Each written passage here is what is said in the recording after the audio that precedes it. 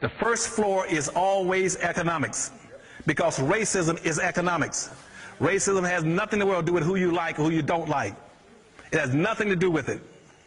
Only when they beat up on you now because they know you don't have any economics. You don't have a basis beneath you. When they drag you to shooting black folk, they're not shooting you because you're black. They're shooting you because of your social economic condition. You're powerless. They know the only thing you're going to do, they shoot 20 blacks tomorrow. Only thing you're going to do is go out and march.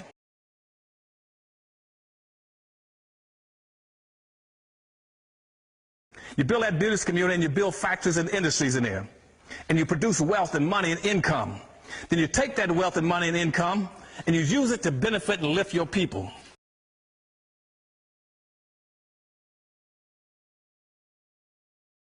On the second floor in that 5-story building, that's politics. That's politics. That's where your politicians are. Quit letting people mislead you about voting. Voting ain't worth a damn if you don't have an economy.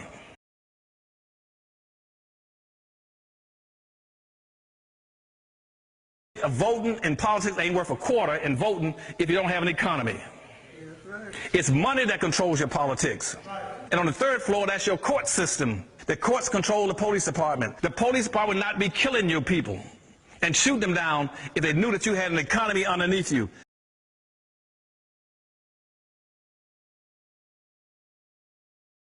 They only shoot down black folk. You don't have an economy to dictate to the police department or to the court system.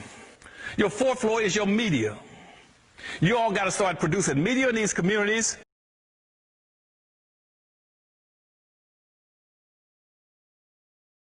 You got about 12,000 radio stations in the United States, about 12,000 cable systems in the United States, about 5,000 daily newspapers in the United States, and about 5,000 also, what did I miss? Television stations.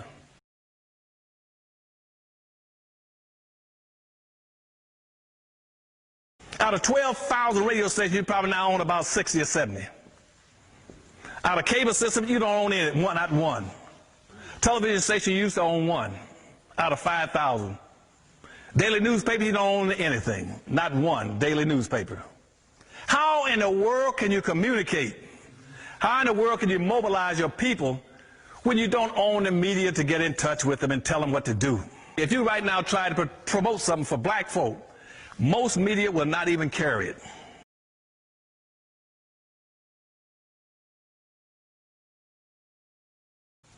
Most white corporations won't even buy tickets or ads to help you do it.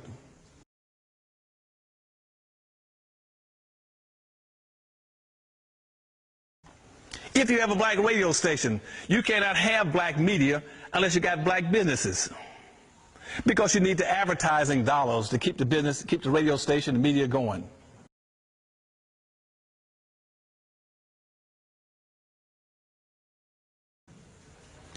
The people say, why can't we own some radio? Because you don't have any businesses to buy the ads. White's not going to buy it. But you can get white racists on TV and on the radio. That whole Fox channel is loaded down with racists. But they get the advertising dollars to stay on the air. You know why? Because you give them the money. I don't see any black folk in America renegotiating their relationships. When did you renegotiate your relationship with white corporations? Saying that if I see you supporting the Fox channel on this negative stuff about black folk, you'll never get another dollar out of the black America.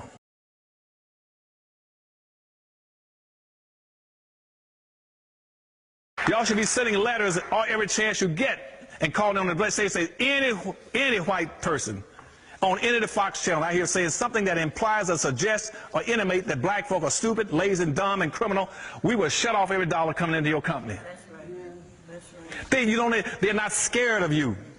They got your money for granted. They know they're going to get your dollar because they know you don't have any businesses to buy from. You don't have any alternative places to go get your gasoline, like in Detroit, Michigan, when the Arabs took over 144 out of 146 gas stations.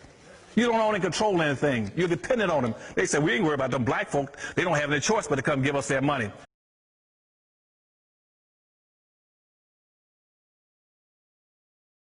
And the same thing is true with politics. The Republican Party don't need you. They know they got you locked in box. They know you're going to belong to the Democratic Party. Democratic Party said, we got you locked in box. We don't need you either. Because you see, my people, your leadership has not got enough intellectual credulity and internal fortitude and common sense to say, hey, let's not support either one of the parties. Let's create. You all could be the most powerful people in this nation.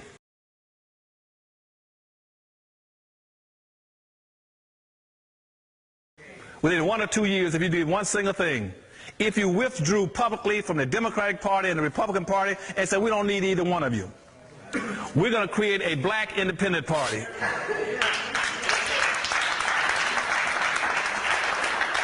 And in that black independent party, we're going to trick you all because we're not going to run any candidates. We're going to vote as a block. You're going to get 43 million black votes. And we will deliver that 43 million black votes to whoever promises most and delivers the most to black folk.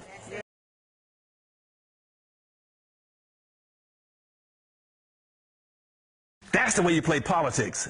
And I guarantee you, from all my years in running campaigns, every politician would knock down anything to get to your door. He said, you know what? If I deliver something to black folk, I can pick up 43 million black votes.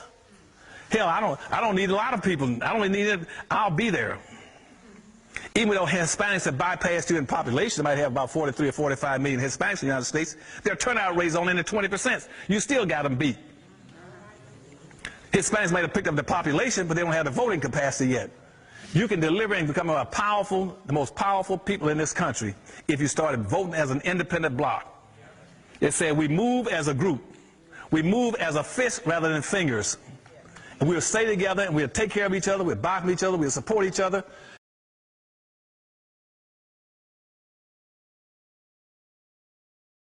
And we'll look after each other and we'll make our dollars bounce in our community on that first floor. We'll make it circulate 8 to 12 times before it leaves black hands. Hispanic money in America bounces 6 to 7 times in the Hispanic community all over LA. White money bounces 8 to 12 times. Asian and Arab money bounces 13 to 14 times. Jewish money bounces 18 times. Right now, black money doesn't bounce once because you're committing social economic suicide. You can be the most powerful people if you learn how to organize and play as a team. Last floor is the 5th floor. The 5th floor is education.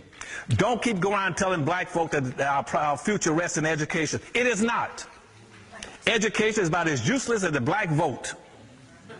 It's about as useless and as wasted as a black vote if you don't have what? An economy.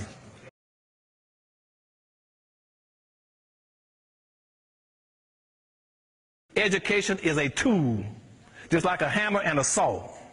I got all kind of black kids graduating from school every year with all kind of degrees. Master's degrees in this, master's degrees in that, and they can't master a damn thing because they ain't no place to go.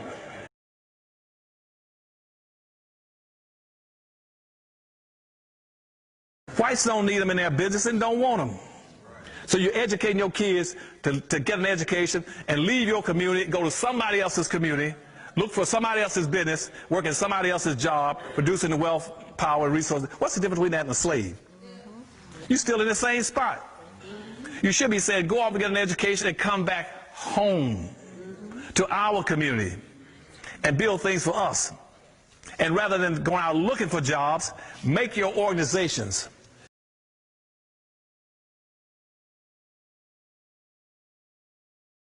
And make your politicians teach black folk how to produce jobs, not look for jobs. And we're doing that now by going to the last point, is that's called exceptionality. We do that by telling everybody, tell all your politicians from this day forward, we heard Dr. Anderson speak. And what he says from now on is that we're not going to play the game anymore. We're going to stop doing what we've been doing in terms of inappropriate behavior. We're not against anybody. I don't want you all to hate anybody. Just strictly be for your own people. Okay?